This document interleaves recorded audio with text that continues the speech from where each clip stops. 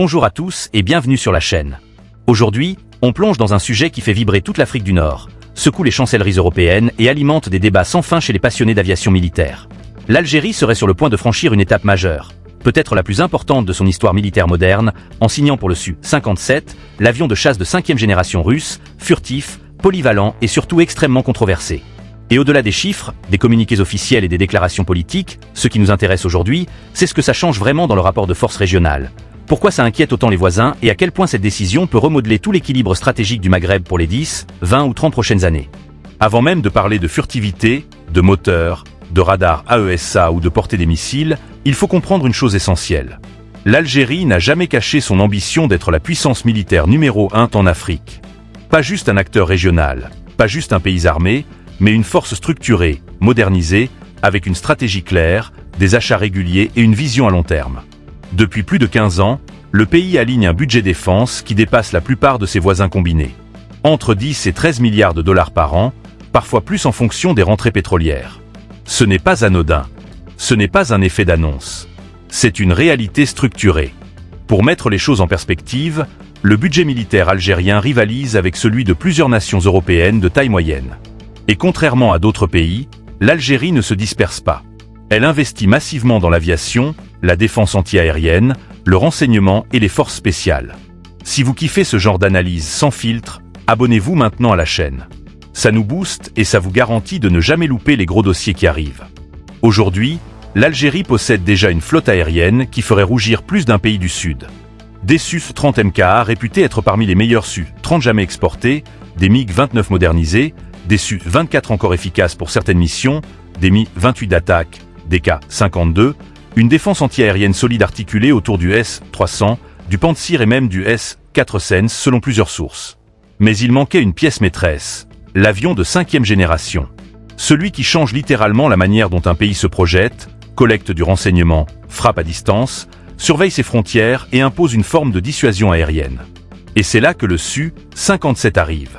D'un point de vue politique, déjà, c'est un symbole immense. Le F-22 américain n'est pas exporté. Le F-35 a été refusé catégoriquement à l'Algérie parce qu'il est réservé aux alliés stratégiques de Washington. Le J-20 chinois n'est pas réellement exporté non plus. Pékin le garde pour lui. Il reste donc une seule possibilité pour un pays qui veut entrer dans le club fermé des possesseurs d'avions de 5e génération, la Russie. Et Moscou, qui a besoin de partenaires, de contrats et de soutien diplomatique, voit dans l'Algérie un client idéal. Pas de blocage politique, paiement rapide, relations historiques, vision commune sur plusieurs dossiers internationaux. D'après plusieurs médias russes spécialisés, dont Voeno-Promychleni Courrier, les négociations seraient très avancées. On parle de 14 à 24 appareils dans une première tranche, avec option sur une douzaine d'autres. Le tout pour une valeur estimée entre 2 et 2,5 milliards de dollars. Et plus intéressant encore, un transfert de technologie partielle, de la maintenance sur place, et même la possibilité d'une chaîne d'assemblage locale dans le futur. C'est ça le vrai game changer. Quand un pays commence à assembler, entretenir et comprendre un avion de 5e génération, il ne dépend plus totalement de son fournisseur. Il apprende, il développe, il modernise. Le problème, c'est que cette montée en puissance ne passe pas inaperçue. Le Maroc, premier rival stratégique de l'Algérie, observe tout ça avec un mélange d'inquiétude et de frustration. Le royaume dispose d'une excellente force aérienne, moderne, structurée, avec des F-16 Block 52+, bientôt des F-16 VIP Block 72, des Apache AH-64E, des drones israéliens très performants et une coopération solide avec les États-Unis et Israël. Mais il manque quelque chose, un avion de 5e génération. Washington ne veut pas en vendre au Maroc pour ne pas déséquilibrer la région.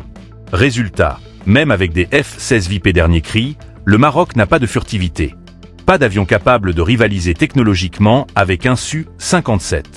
Et ça crée un fossé énorme. Imaginez la scène. Un avion capable d'apparaître sur un radar marocain seulement quand il est déjà trop tard. Un avion capable de frapper à plus de 190 km avec des missiles comme le R-77M ou le K-77M.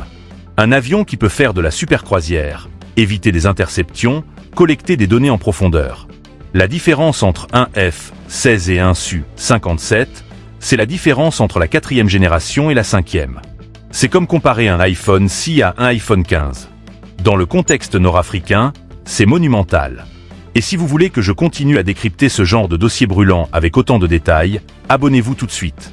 Mais ce n'est pas que le Maroc qui flippe. La Tunisie, qui partage plus de 1000 km de frontière avec l'Algérie, n'a quasiment plus d'aviation de combat. Quelques F-5 en fin de vie et c'est tout. Un Su-57 basé à quelques centaines de kilomètres peut théoriquement survoler tout le territoire tunisien en quelques minutes. La Libye, déjà instable, voit également ce rééquilibrage militaire comme un risque supplémentaire. En cas de crise, l'Algérie disposerait d'un outil de frappe et de surveillance impossible à contrer localement. Et même l'Europe commence à se poser des questions. L'Espagne, avec les îles Canaries à 600 km des côtes algériennes, s'inquiète de l'arrivée potentielle d'avions capables d'emporter des missiles de croisière ou des armes hypersoniques.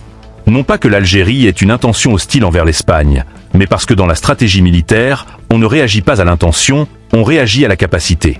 Évidemment, beaucoup diront que le Su-57 a ses limites. Retard du programme, seulement une quinzaine en service réel en Russie, furtivité frontale mais pas totale. Mais ce genre de critique est valable quand on compare le Su-57 au F-35 ou au F-22. Pas quand on parle du Maghreb, où aucun pays n'a d'avion comparable. Si vous êtes encore là et que vous kiffez la profondeur de l'analyse, pensez sérieusement à vous abonner. Vous faites partie des vrais.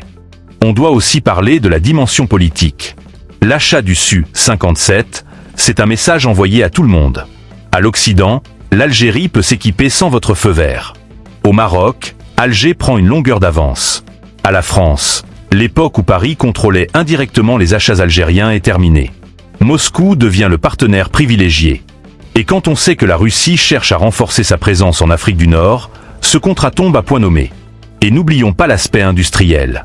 Si l'Algérie obtient une partie de l'assemblage ou de la maintenance, ça veut dire qu'à long terme, elle développera un savoir-faire local unique en Afrique. Ce n'est pas juste un achat. C'est une montée en gamme durable. Les conséquences ? Une course aux armements presque inévitable. Le Maroc va continuer à se renforcer, probablement via Israël et les États-Unis. La région risque de devenir l'une des zones les plus militarisées d'Afrique. Et dans ce jeu-là, celui qui dispose d'un avion furtif prend une avance démesurée. On arrive bientôt à la fin, mais avant ça, si vous voulez qu'on continue cette série d'analyses ultra complètes, abonnez-vous tout de suite. Pour conclure, l'achat potentiel du Su-57 par l'Algérie n'est pas seulement un achat militaire. C'est un tournant, une bascule stratégique, une affirmation de puissance, une transformation profonde du rapport de force au Maghreb. Et si le contrat est signé, alors tout ce qu'on connaît de la région devra être réanalysé à la lumière d'un nouveau paramètre, l'entrée d'un avion de 5e génération dans un environnement qui n'y était pas préparé. Merci à tous d'avoir suivi ce dossier jusqu'au bout. On se retrouve très vite pour une analyse encore plus poussée si vous le souhaitez.